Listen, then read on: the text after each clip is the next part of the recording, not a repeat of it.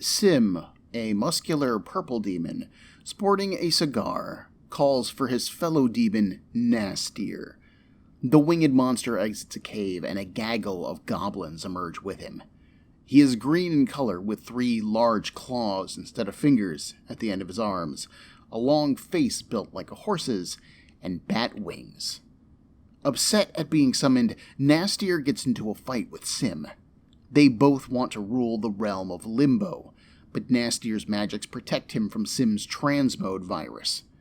Without the magic, the transmode virus would turn Nastier into techno-organic material as well, enslaving him to Sim's will, or allowing Sim to consume his life energy, killing him.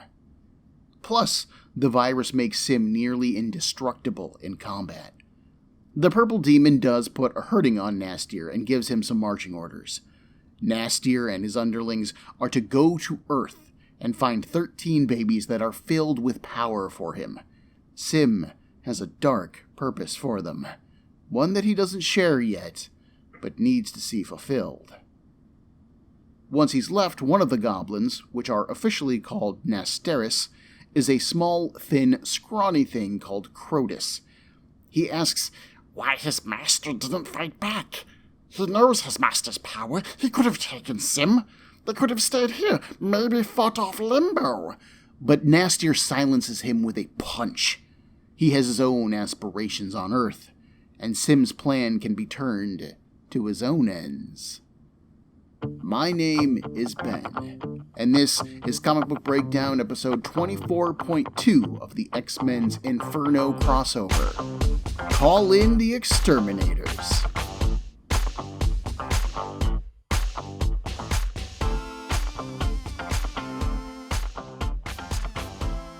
Okay, let's do just that. The X-Terminators are a group of young mutants that had been saved and gathered by the original 5 X-Men in their guise as the mutant hunting company X-Factor. These include former Navy SEALman Rusty Collins, who can generate fire. We have Sally Blevins, who is generally called Skids, and she has an impenetrable frictionless force field.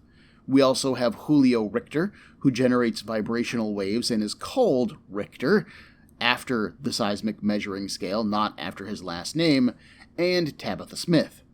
Tabby can generate explosives, which detonate upon a controlled countdown from her. This, and her bombastic, fun-loving nature, earned her the nickname Boom Boom. Those 4 are all teenagers/young adults, but we do have 2 younger students as well. The first is a green-skinned kid with an oversized, lumpy head called Leech. He can turn off the powers of mutants that are near him. Leech cannot turn his power on or off, but he can kind of, pull in the range of his disruptor field.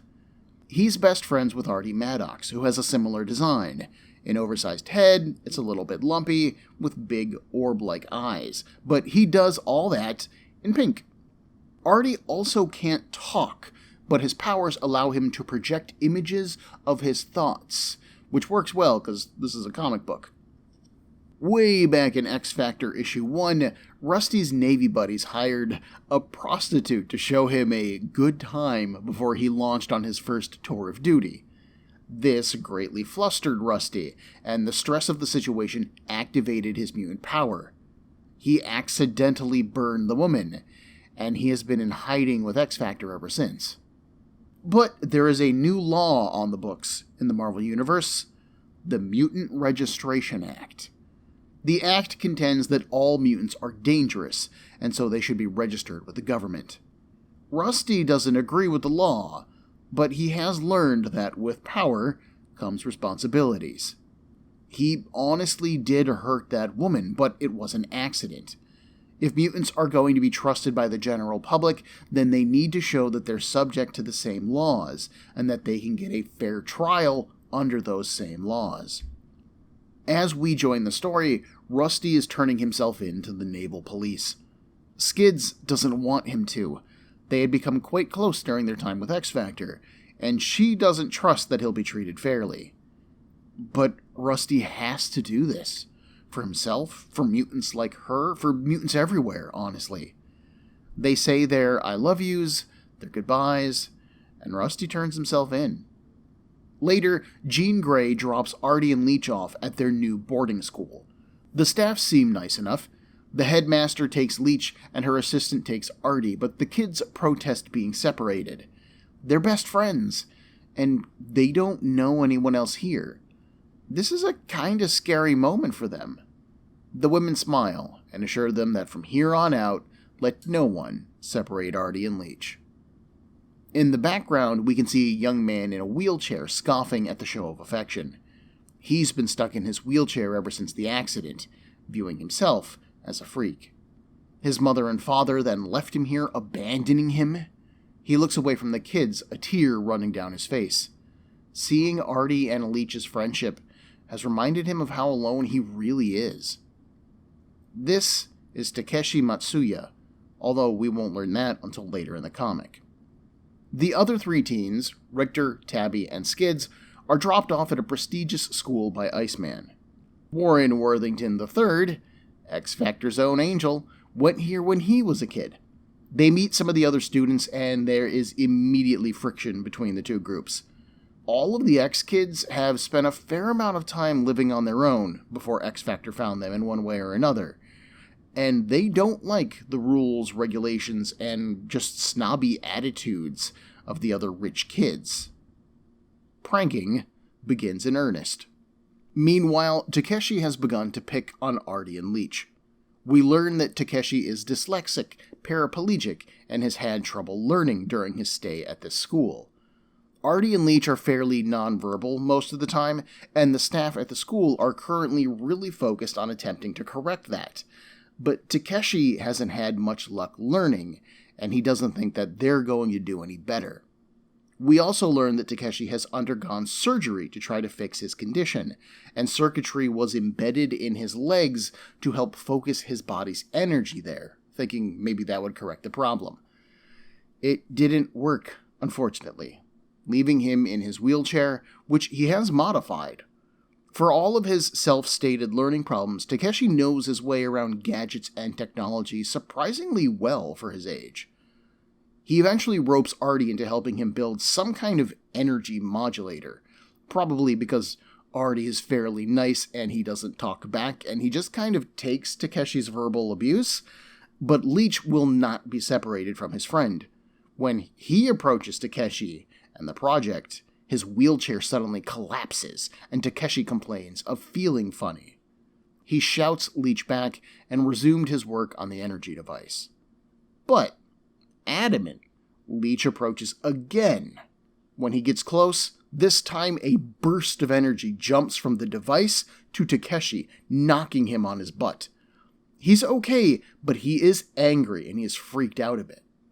Even later that night, Takeshi wakes to scratching on the roof. He looks out the window and sees goblins climbing around the building. These are Nastier's underlings, searching for babies filled with power. They go after Artie and Leech, and while Takeshi claims not to care about them, he still gets into his wheelchair and races to their room. He shouts at the goblins, and one of them jumps towards him. It's suddenly blasted back, though, as an energy gun manifests on his wheelchair. Takeshi doesn't quite know what's happening. Maybe it's the microchips in his chair, or the energy in the air, or something from inside of him. But he charges forward anyways. And as he does, bulky armor claps onto Takeshi from the chair. Rockets pop out of it, as do more lasers. Engraved on the front of it suddenly from out of nowhere are the words, Goblin Buster. But as Takeshi rushes towards the kids, once he gets close enough, Leech's powers drain him. His wheelchair suddenly transforms back into its normal shape, and it falls over, slamming him to the floor. Crotus and his buddies leave with Artie and Leech, smacking Takeshi unconscious. When he wakes up, Takeshi tells the headmaster what happened, but of course she doesn't believe him. Goblins kidnap the boys? You probably just had a nightmare.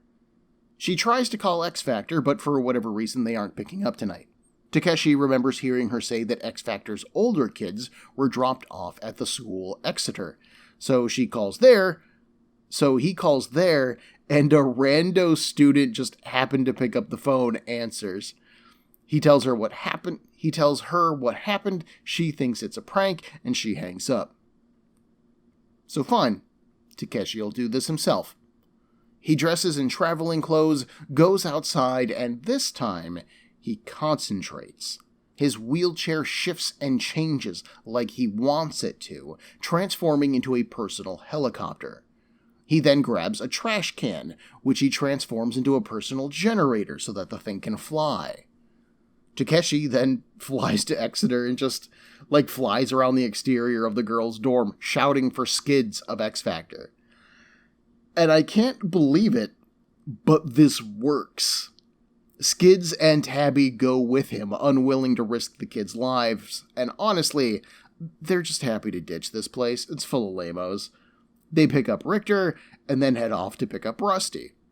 But wait, you say, he's in Navy jail, isn't he? And yeah, he sure is. The kids just literally bust him out of jail. He does protest doing so, this isn't going to help his case, guys. But, if Artie and Leech are in danger, then he has to do something. He can't just leave his friends to die. The kids then rush off to our second issue. X-Terminators is written by Louise Simonson, who is an excellent pick for this title for two main reasons. First, she had worked with fellow X-author Chris Claremont for years as his editor on Uncanny X-Men and the New Mutants. They knew how to work well with each other. This is an obvious bonus when coordinating a big 20-part crossover event. Secondly, Simonson took over writing X-Factor with issue 6. She had been writing the cast there, which included these kids, for almost 30 issues, roughly 3 years of time at this point. She knows and understands them very well. That's why this issue is structured the way it is. She opens with Sim and Nastier, right, establishing a threat so that the rest of the issue can focus on our characters. We have a display of strength from both of the bad guys, which helps sets the tone of the threat, as well as their relationship in particular. Crotus asking Nastier why he didn't use his full strength on Sim hints that he has untapped powers, and that maybe he is hiding his strength from his rival. Again, Nastier is built to be a smart, sneaky, mage-like character, and Simonson does a good job establishing that here. We then pick up the story of the kids from X-Factor, issue 34. We don't get into much of the background here, but X-Factor as a comic was consistently torn between stories starring the original 5 X-Men, who ostensibly is why people had started buying the book, and these younger kids. There was never really enough time in the book for both of the groups, and it had been straining to find a good balance for the two. That's kind of the problem with starting a book where the cast is actively looking for new characters. As the audience befriends and begins to invest in those new characters, they want more time spent on them. But Marvel already had the New Mutants comic, so what do they do with these kids? Well, in X-Factor's case, you ship them off to boarding school. If you're wondering why they didn't send the kids to the X-Mansion, where they could join the cast of the New Mutants, it was because of who was running the school at the time. Professor X had been shipped off to outer space for a while after being gravely injured, and he placed his old friend in charge of the mansion, a man named Eric Magnus Lensher, better known as Magneto. He had actually done a pretty solid job of it too, and threw himself into the role of a mentor/teacher figure. But for the cast of X-Factor, the memories of Magneto nearly killing them when they were young teens was just too much to overcome. They couldn't trust him, and chose to send their charges elsewhere. It helped that, short of Artie and Leech's physical mutations, all of them pretty much had control of their powers at this point. They were no longer active dangers to society, they were just teenagers, and in need of an education. So, if you were an X-Factor reader on the reg at the time, this is a pretty easy pickup.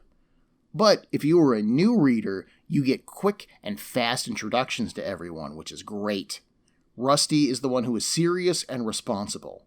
Skids loves him dearly but respects his decision. Tabitha is mischievous and snarky. Richter bags her up as a prankster with attitude, but he's a dude. And Artie and Leech, well, they're basically almost characters. They're vaguely cute. They're besties, which is nice. And while they get along with the older kids well, their friendship in particular is much deeper. We don't spend a lot of time with these characters in the first issue, but we really don't need to. Either you've been reading about them in X Factor for a while now, or you're going to be reading about them as you continue reading this miniseries.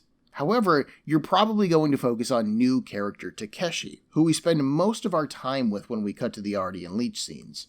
Simonson does a fairly good job of making Takeshi a compelling character here. He's a bit of a shit to Leech and Artie, so initially I don't really like him.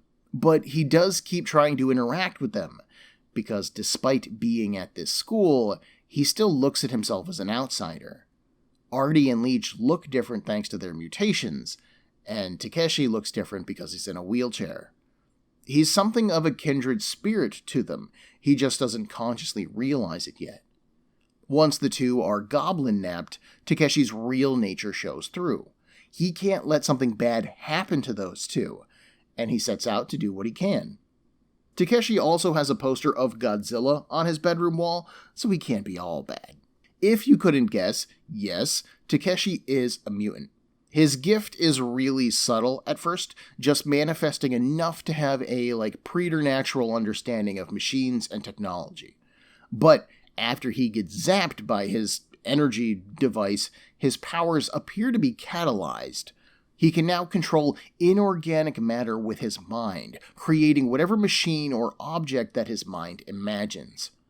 Obviously, this is used in conjunction with his wheelchair quite a lot, and we will see more inventive uses of that power as the book goes on. It actually plays a critical role in the plotline. If I have any complaint about this issue in general, it's that it's really mischievous and lighthearted. The sense of mischievousness is nice, I'll give it that, as it demonstrates the immaturity of the cast pretty well, but I really feel like it plays against the threat of the book. Sim and Nastir are demons? They're kidnapping babies? And the only hope of saving Artie and Leech is Takeshi. This is dramatic AF, and it should be honestly kind of frightening. But it all feels pretty lighthearted and silly, It works for the characters, especially when Tabby and Skids are pranking their uptight dorm mates, but for the overall story, I don't think that it blends very well. Penciler Jon Bogdanove and inkers Al Williamson and Al Milgrom provide the art for the comic. Bogdanove has worked with Simonson before on the title Power Pack, which is just a real treat, as well as X Factor. He has a pretty fluid style, blending strong elements of reality and soap opera style storytelling in one. His opening with Sim and Nastir makes them both look monstrous and dangerous, which is what you want in a threat. But when Rusty and Skids are separating, the soap opera factor is high, with Skids dramatically turning away, her hand near her eyes as she chokes back tears. "Oh, Rusty, I love you." Finally, when the older teens go to their prestigious school, the rich kids that we meet are almost caricatured figures of snobs. The artwork always fits in all of the scenes, shifting to highlight whatever tone Simonson was going for at the time, but it does create a bit of an uneven storytelling because of it. There is also a little bit of cheesecake to Bogdanove's ladies. When Takeshi picks up Skids and Tabby, they're both relaxing in their dorms, right? And they leave in their night clothes. So we're talking short shorts, underwear bottoms, a crop top, and a loose, barely buttoned up top. To be fair, Richter also goes topless. He's just wearing PJ bottoms, so it is equal opportunity cheesecake, but it just hits a little bit different when you're a 40-year-old man reading about minors running around in nightwear. This isn't sexy or cute like 12-year-old Ben may have thought it was back in the day when he first read these comics. Now, it feels kind of gross. That said, this issue was fast-paced, it was easy to read, and it did its job well. I'm glad to be back in the 80s era of the X-Men. We hit the ground running with this book. Let's keep going. Issue 2 opens with Leech and Artie being delivered to a graveyard, where Nastier has set up base camp. He's in the middle of a spell when the kids are dropped off, cutting his communication short. He also has Belasco's spellbook with him, by the way, like we are shown it, and this is the first time we see it. He takes one look at Artie and Leech, and goes into a rage. Only the green one is glowing with power. He needs 13 children of power. This is how the goblins repay him? Take them outside and dispose of them. But, Crotus pleads, no, they have power. He separates Leech from Artie, allowing his mutant powers to activate. Nastier picks him up and scans him with a set of goggles again. Sure enough, Artie does have power inside him. And he demonstrates it too, creating an image of X-Factor beating the crap out of them. Then suddenly it shifts, showing the cemetery now with a big red arrow pointing at the crypt in which they hide. Nastier guesses that Artie is signaling someone, the little spy. He tosses the child to Crotus, who puts him back near Leech. The image disappears as Artie's powers are turned off. But in the air, Takeshi and the others are close enough to see the image in the sky, but it breaks up really quickly. Rusty recognized the Twin Towers. Wait, what are you talking about? Oh, holy crap, yeah. In the background of the first page, we can just barely see New York City and the towers in the skyline. I didn't even notice that when I first read it. Good detail. And good eye, Rusty. As the clearly sensible member of the group, he points out that they are all in PJs, and Takis, which is Takeshi's new nickname, transport just isn't that fast with all of them on it. They need to call in the big guns. They need X-Factor. At the cemetery, Nastier sends his goblins back out on the hunt. He throws the goggles that he scanned Leech and Artie with earlier in the issue to the side, and Crotus picks them up, thinking that they'll be useful in their hunt for pure children of power. I believe that Artie and Leech are too old for Nastier's purposes. He wants infants.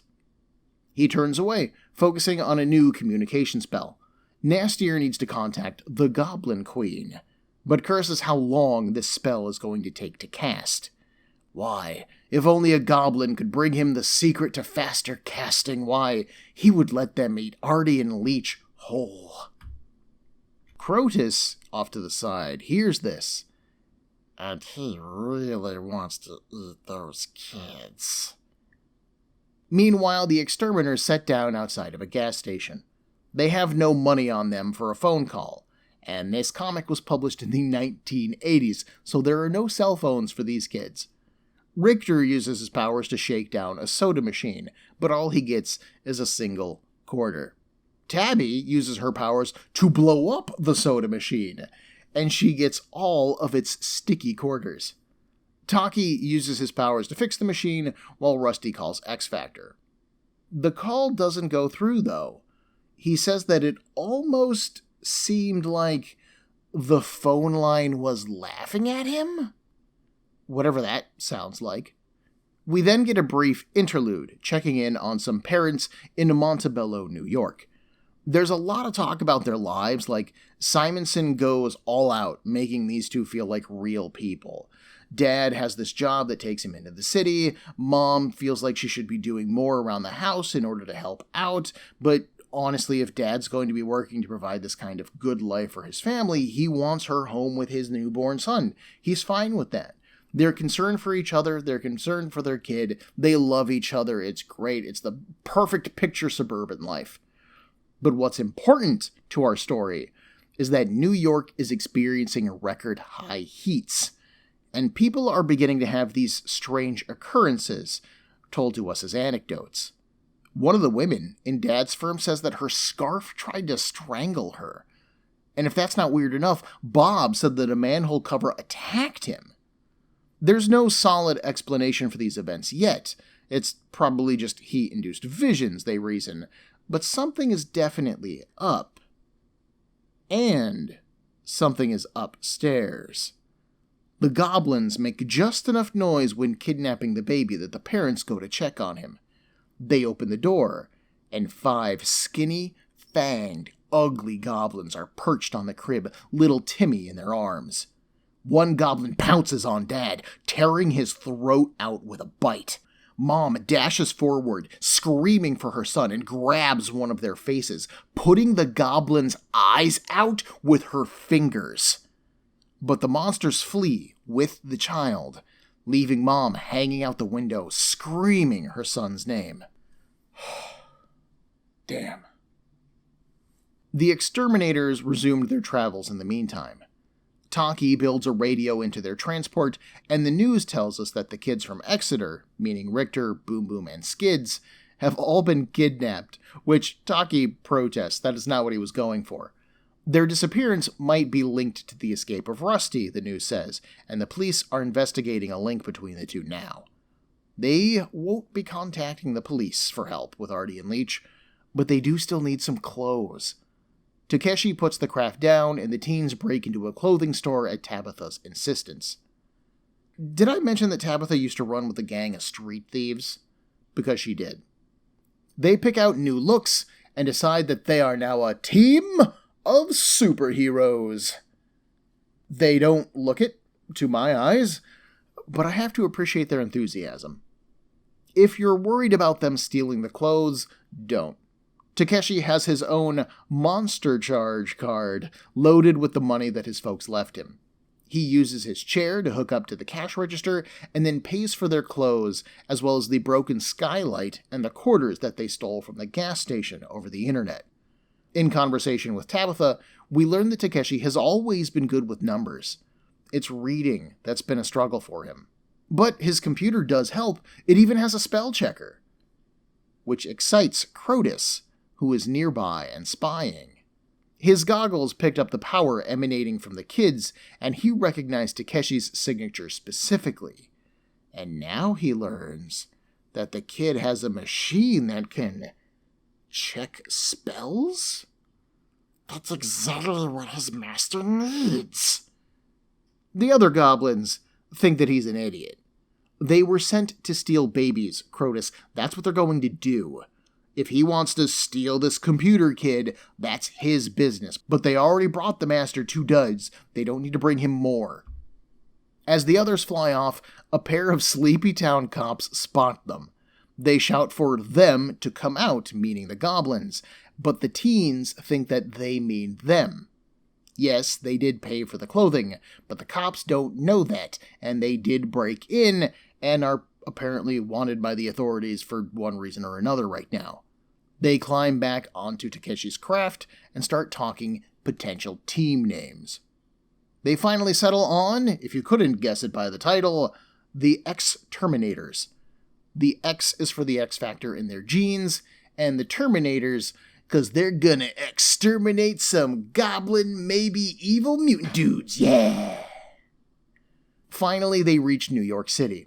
They had absolutely no luck in finding X Factor's base, which was a massive alien ship that was parked over the Hudson River. But the haze over the water made it so hard to see anything at all. As they land in the city, they are baked by the heat.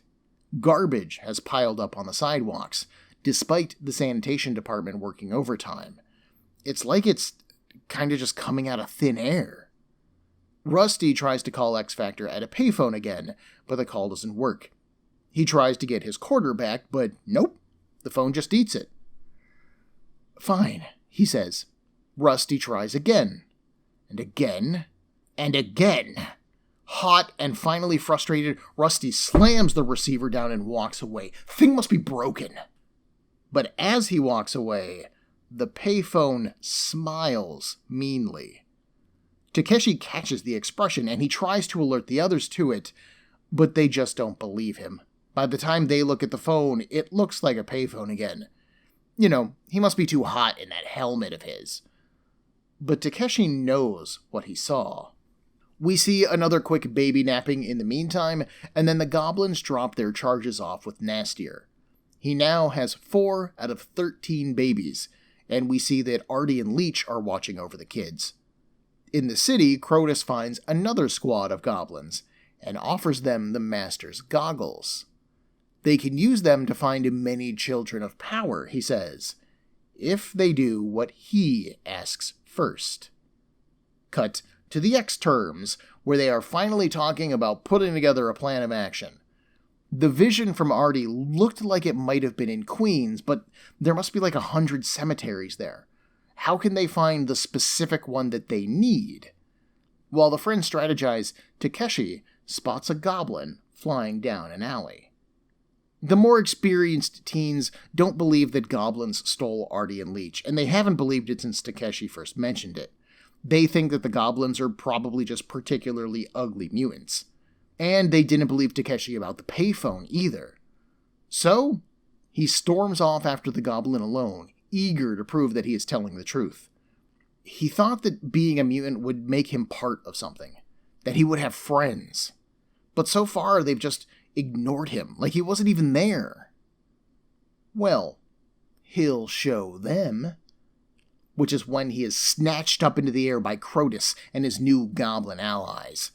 He reaches for his chair, but Crotus has seen it in action before and warns the others about it. Takeshi's shouts draw the teens in, and they do manage to stun Crotus with one of Tabby's time bombs. But more and more of the goblins swamp them. They snatch up Takeshi once again, drowning the others in goblin flesh. Skids' force field is the only thing that keeps the girls safe. Rusty's fires do a pretty good job keeping the goblins off of him, but it is Richter who ends up saving the day. He slams a fist into the ground and unleashes a vibratory pulse. The ground shakes so hard that a building collapses into the alley, crushing the goblins. Luckily, and I don't know how this happens, none of the bricks hit Rusty.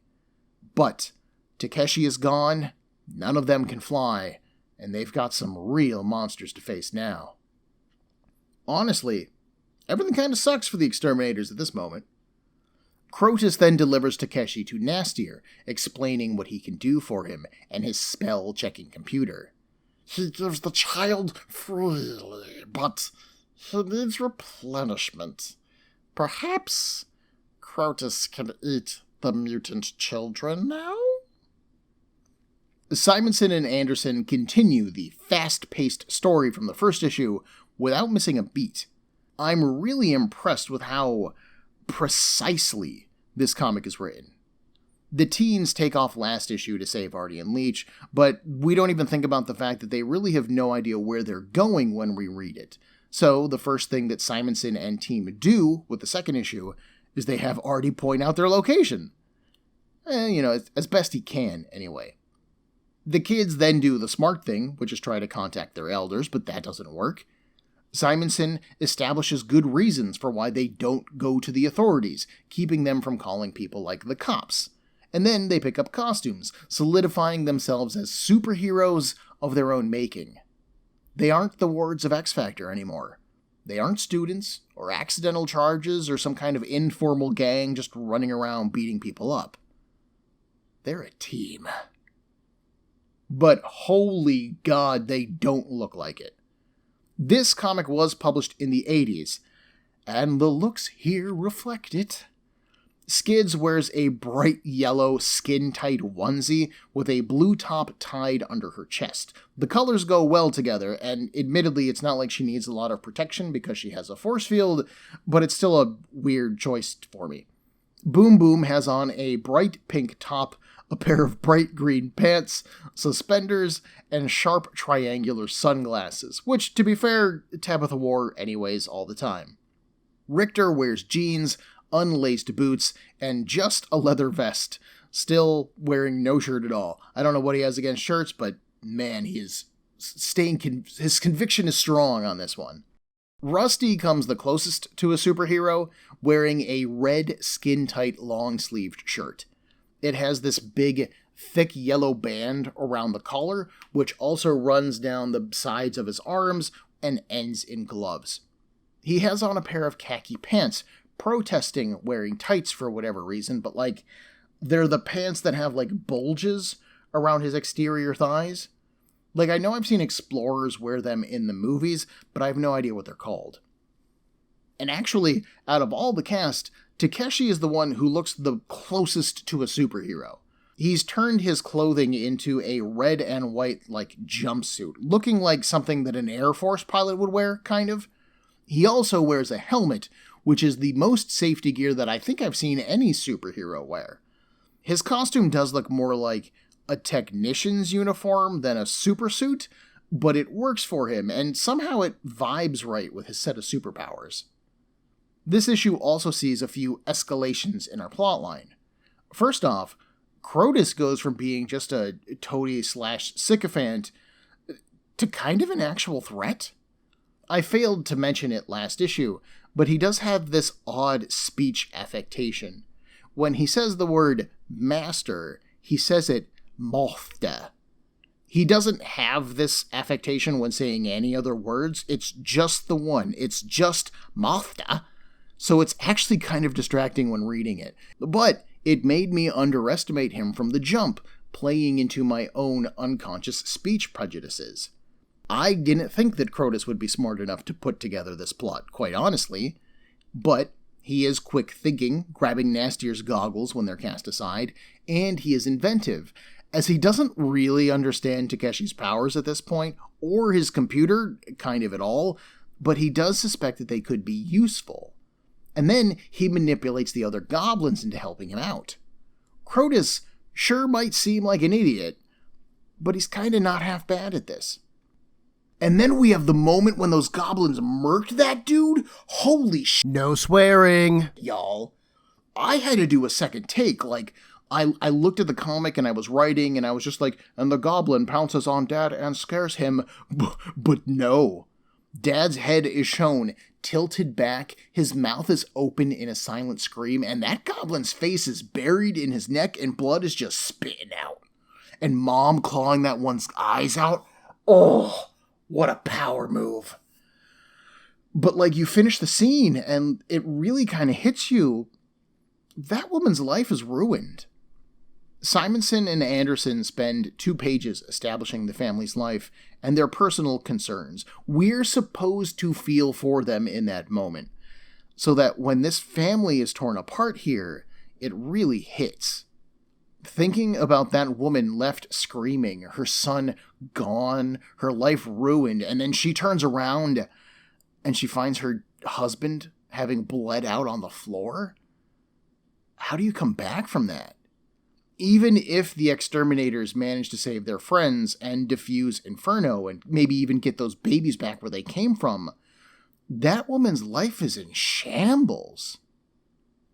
And this is what I'm talking about when I talk about the uneven balance of the comic, where we go back and forth between goofy shenanigans and this dude just had his throat ripped out. And on the one hand, I like the escalation from the more lighthearted tone in issue 1 to a generally more serious tone here in issue 2, but we still have the kids are stealing quarters, and they're also stealing clothes. It really feels kind of silly and a little bit pointless, especially when you see their outfits, it seems silly. And then this family gets killed. The comedic balance of teenage shenanigans, goblin stupidity, and just straight up murder is a very unique combination to this book. The trouble that Rusty had with the phone line, by the way, and the payphone, is part of the larger Inferno storyline. We will see that idea explored in the next episode, so don't worry about it yet. Just know that it's not weird writing on Simonson's part. It does play a larger role in what's going on. The X-Terminators have now lost 3 of their own, and this time, the adults aren't coming to save them. Nastier plans to force Takeshi to build a spell-processing computer, fanning the flames of Inferno. As the problem spreads, so too does the titles affected, and the New Mutants make their first appearance in our episodes. Join me in a week for episode 24.3 of the X-Men's Inferno crossover, Demon Reign. Everyone, there are a million podcasts vying for your time and attention, and I'd like to thank you for listening to mine. If you would like to get in touch with me to share a concern, request a series, compliment me, berate me, whatever you like, send me an email at cbbreakdown@gmail.com. Otherwise, thanks for listening.